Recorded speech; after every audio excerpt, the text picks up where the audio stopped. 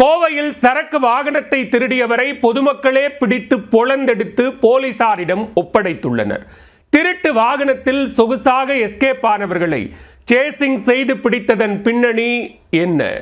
கோயம்புத்தூரில் பல ஆட்டோக்கள், பேசஞ்சர் ஆட்டோ, லோடு ஆட்டோலாம் காணாமல் போயிட்டுருக்கு. இந்த ஆட்டோ திருடர்கள் இன்றைக்கி மாட்டியிருக்காங்க. இன்னொரு வண்டி, லோடு வண்டியை எடுத்துகிட்டு திருடிட்டு மாட்டிக்கிறானுங்க. அதில் திருட ஒருத்தர் நல்லா இவனை பார்த்துக்குங்க. எந்த ஊர் தம்பி நீ? செல்வபுரத்தில். எங்கள் உன் பேர் என்ன? மணிகண்டனா. என்ன வேலை பார்க்குற நீ? என்ன சப்ளையரு? கஞ்சா சப்ளை பண்ணுறியா? வேற என்ன? கோவையில் காந்திபுரம் பகுதியில் அடிக்கடி வாகன திருட்டு நடைபெறுவதாக புகார்கள் எழுந்துள்ளன.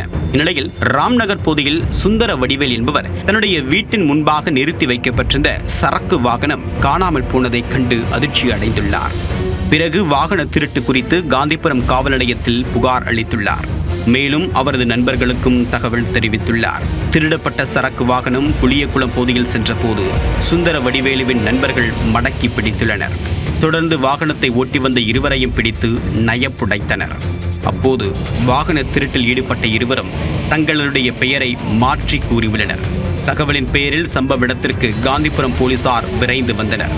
போலீசாரை கண்டதும் பொதுமக்களிடம் சிக்கிய இருவரில் ஒருவர் தப்பி ஓடியுள்ளார். மற்றொருவரை பிடித்து போலீசாரிடம் ஒப்படைத்தனர். அவர் செல்வபுரம் பகுதியை சேர்ந்த சதீஷ்குமார் என்பதும், தப்பி ஓடியவர் துடியலூரை சேர்ந்த விவேகானந்தன் என்பதும் விசாரணையில் தெரிய வந்தது. இவர்கள் இருவர் மீதும் பல்வேறு காவல் நிலையங்களில் பல திருட்டு வழக்குகள் நிலுவையில் உள்ளதும் அம்பலமானது.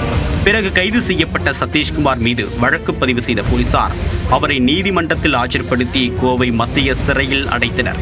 தப்பி ஓடிய விவேகானந்தன் என்பவரை தீவிரமாக தேடி வருகின்றனர். சரக்கு வாகனத்தை திருடியவரை பொதுமக்களே சேசிங் செய்து பிடித்து போலீசாரிடம் ஒப்படைத்த சம்பவத்தால் காந்திபுரம் பகுதியில் பரபரப்பு ஏற்பட்டது.